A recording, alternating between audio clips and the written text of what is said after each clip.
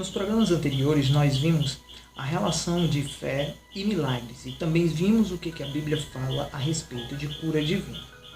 No programa de hoje nós vamos ver um assunto bastante interessante e que responde a algumas das maiores questões a respeito de curas, enfermidades e doenças na Bíblia Sagrada. Nós veremos no programa de hoje o porquê nós adoecemos. Então eu quero lhe agradecer por estar comigo neste programa, pedir para você ficar até o final, que com certeza vai ser edificante, com certeza vai somar no seu conhecimento espiritual e também no que você sabe a respeito de Deus.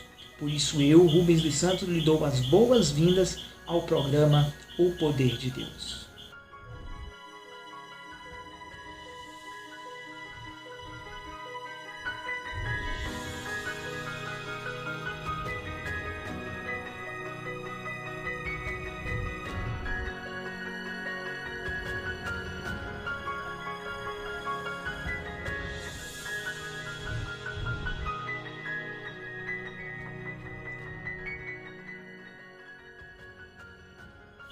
Eu quero começar o programa desta semana meditando num texto da Bíblia Sagrada que se encontra no livro de 1 Coríntios, capítulo de número 11, versículo de número 28, que diz assim: Examine, pois, o homem a si mesmo antes de comer deste pão e beber deste cálice. Pois o que bebe e come indignamente, come e bebe para a sua própria condenação, não discernindo o corpo de Cristo.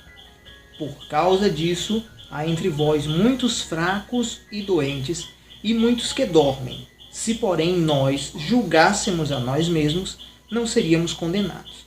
Quando, porém, somos julgados, somos disciplinados pelo Senhor, para não sermos condenados com o mundo. Esse texto, ele se estrutura junto com um texto bastante conhecido do povo de Deus, de todo cristão em toda a terra. O texto que nós usamos como texto base para a realização da ação da ceia, onde Cristo ele intitulou e onde ele tornou a ceia, onde ele fundou, onde ele iniciou o ato da ceia na igreja cristã, que foi seguido pela igreja primitiva e que chegou até os nossos dias de hoje. Agora, eu sempre achei interessante a continuidade deste texto, quando nós vemos a descrição de Paulo a partir do versículo de número 28, que nos revela coisas lindas e incríveis. E eu quero meditar no programa de hoje em todos esses 5 versículos que nós lemos. No versículo de número 28, quando nós paramos para observar, nós vemos Paulo chamando o povo para que examinasse a si mesmo antes de comer deste pão e beber deste cálice. O ato de examinar a si mesmo, no ato da ceia, ele fala do você analisar a sua própria vida, do você verificar a sua própria vida para que veja que o pecado, que já não vive mais no homem e do qual nós não somos mais escravos, ele não deve permanecer no homem. Só que o ato de examinar, ele mostra e ele aponta para o homem que ele é necessitado de Cristo. Então, quando Paulo chama a atenção da igreja para que a igreja examinasse a si mesmo, Paulo está dizendo: igreja, perceba, entenda que você é pecador. Todos são pecadores, estão afastados da glória de Deus. Então, quando Paulo ele chama a nossa atenção para que nós venhamos examinar a nós mesmos, ele está nos informando que somos pecadores. Identifique, perceba, reconheça que é pecador e que é necessitado do sacrifício de Cristo, para que a ceia ela tenha um significado. O que Paulo está dizendo é que você deve examinar, que você deve prestar atenção na sua conduta, na sua vida, no seu cotidiano, nas suas atitudes, nos pecados que você comete, para que você reconheça que é necessitado do sacrifício de Cristo. Porque o ato da ceia, ele é exatamente isto. É uma lembrança, é um símbolo do que o que Cristo fez. E para que este símbolo tenha realmente um motivo, para que esse símbolo tenha um significado em nossas vidas, nós temos que reconhecer a nossa fragilidade. Agora, quando nós observamos ele num contexto geral, nós entendemos que Paulo está nos mandando examinar. Quando você vai a um médico, por exemplo, e o médico faz um exame em você, ele quer ver que parte do seu corpo está funcionando errado, o que está causando aquele determinado sintoma, que parte do seu organismo está tendo alguma deficiência ou alguma falência. Então, quando Paulo ele nos chama a atenção para que nós venhamos examinar a nós mesmos, Paulo está falando que nós devemos observar cada parte do nosso corpo espiritual, físico, de nós, reconhecer, buscar em nós aquilo que nós temos, dar uma olhada no interior de nossa alma e de nosso coração para podermos identificarmos o que está certo, o que está errado, o que está correto e o que não está. Então, quando nós observamos isto e quando nós aplicamos isto no contexto e contextualizando a cura divina, nós procuramos, quando examinamos a nós mesmos, nós temos que procurar a essência da fé. Nós precisamos procurarmos a essência da fé que nós falamos no programa passado. Uma fé única, uma fé primária, uma fé perfeita, uma fé autêntica, uma fé que torna possível o impossível, uma fé que conecta os mundos, o espiritual e o físico, uma fé real, uma fé forte, uma fé única e a fé verdadeira. Nós entendemos que cada pessoa tem um tipo de fé diferente. No programa passado nós vimos que existe uma fé que torna possível o milagre nas nossas vidas. Uma fé que torna possível o milagre acontecer em nós. Uma fé que torna possível a cura para cada um de nós. E somente quando atingirmos essa fé, nós somos curados. Nós vimos que em muitos casos Deus acaba permitindo um tempo para nós atingirmos essa fé. Um tempo de aprendizado, um tempo de conduta, um tempo de experiências com Deus. Então, quando Paulo ele chama a atenção para que nós venhamos nos examinar, eu entendo e nós entendemos que ele está mandando nós procurarmos dentro de nós essa fé. Por que adoecemos? Exatamente porque em muitos casos e muitas vezes esta fé autêntica ela ainda não está presente. Nós ainda não entendemos o real significado da fé. E por esse motivo, muitas vezes, o milagre e a cura não acontece naquele exato momento, porque nós ainda não atingimos esta estatura de fé, a estatura que Deus espera e que Deus preparou e planejou para as nossas vidas. Então, quando examinar, e este é o convite de Paulo, examine esta fé dentro de você. Procure, identifique esta fé viva e real que está dentro de nós.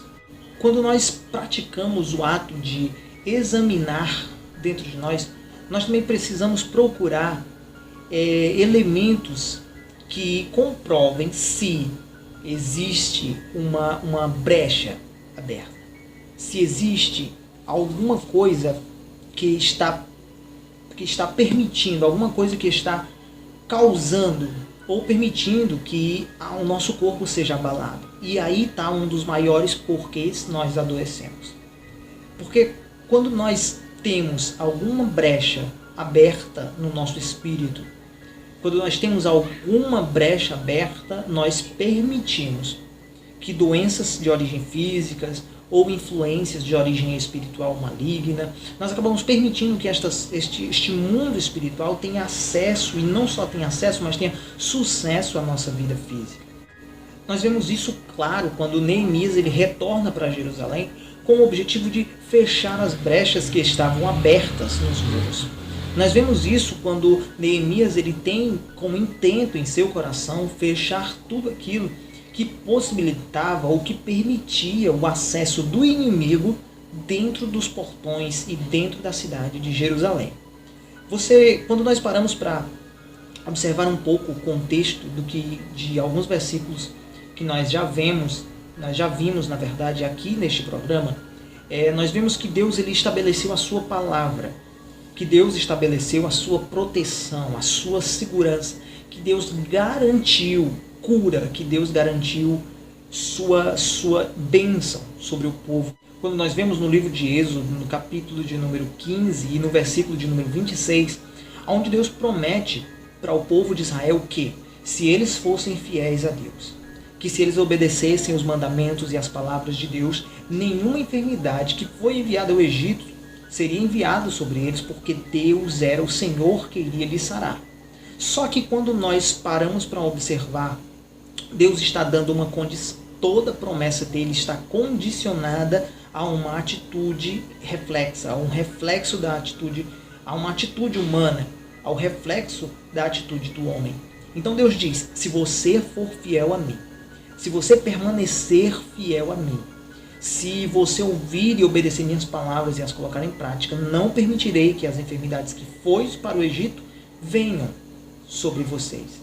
E o que acontece? No livro de Números, no capítulo de número 21, nós vemos que quando o povo se rebela contra Deus, Deus permite que serpentes venham do deserto e elas mordem os homens, elas picam os homens e eles são enfermos, eles ficam enfermos e morrem por causa daquela enfermidade.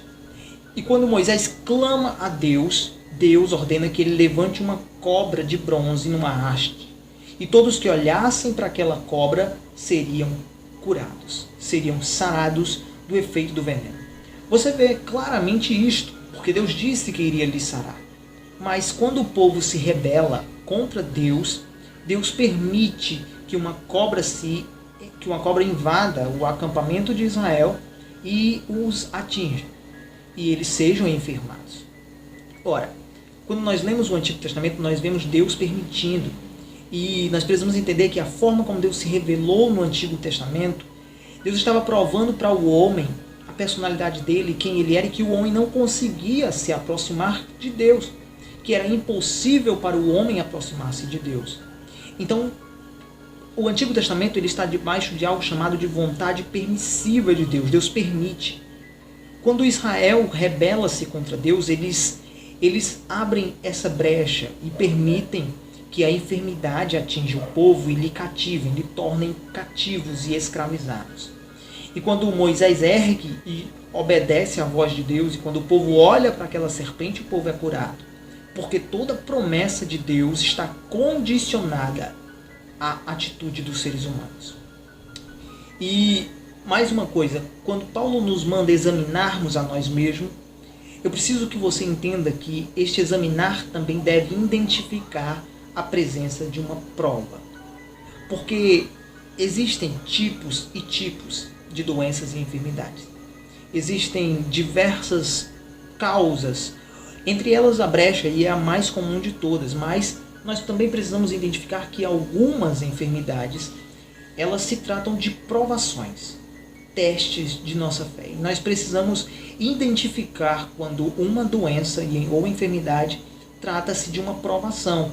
Caso contrário, nós podemos nos desanimar. Por quê? Porque quando se trata de brechas abertas, nós precisamos fechar essas brechas. Nós precisamos consertar o nosso, digamos assim, o nosso muro de proteção, que é a promessa de Deus. E quando fizermos isso, precisamos atingir aquela fé autêntica que nós já falamos, para podermos sermos curados. Nós conseguimos isso através da leitura da palavra, através da oração, através de conhecer a Deus. Agora, quando se trata de uma prova, nós temos que identificar que estamos nela. Caso contrário, nós iremos desanimar. Por quê? Porque durante a prova, você pode fechar todo tipo de brecha, você pode orar, você pode buscar a Deus, você pode clamar, mas a enfermidade só chegará ao fim quando o tempo estabelecido por Deus para aquela prova for concluído. Enquanto esse tempo não chegar, as suas orações, a sua busca terão um efeito de lhe fortalecer, mas não irão causar a cura que você está buscando. Por quê? Porque é necessário este tempo estabelecido por Deus se cumprir na sua vida. Então nós precisamos identificar, tanto quando formos orar por alguém, ou quando formos buscar a Deus por cura, precisamos identificar isto, se trata-se de uma brecha que foi aberta, ou de uma provação divina, para aí sim podermos escolher o caminho que melhor nos conduzirá ao milagre divino. No versículo de número 28, do mesmo capítulo de Coríntios, capítulo de número 11, diz assim: pois o que come e bebe indignamente come e bebe para a sua própria condenação, não discernindo o corpo de Cristo. Paulo ele deixa bem claro que o motivo da autocondenação é não conhecer o corpo de Cristo, não discernir, não entender o significado do corpo de Cristo, não compreender o real motivo, o significado que está por trás disso, do sacrifício de Cristo. Por isso é tão necessário nós conhecermos a palavra de Deus. Por isso fé está relacionada ao quanto nós conhecemos de Deus. Porque no momento em que nós não temos fé, neste exato momento nós iremos nos autocondenar.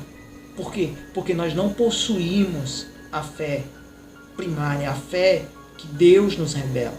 A fé, não discernimos o corpo do Senhor. Não discernimos os motivos pelos quais o seu corpo foi partido. Os motivos pelos quais o seu corpo foi entregue ao ser humano. Os motivos pelo qual o corpo de Cristo foi dilacerado, como diz as Escrituras Sagradas.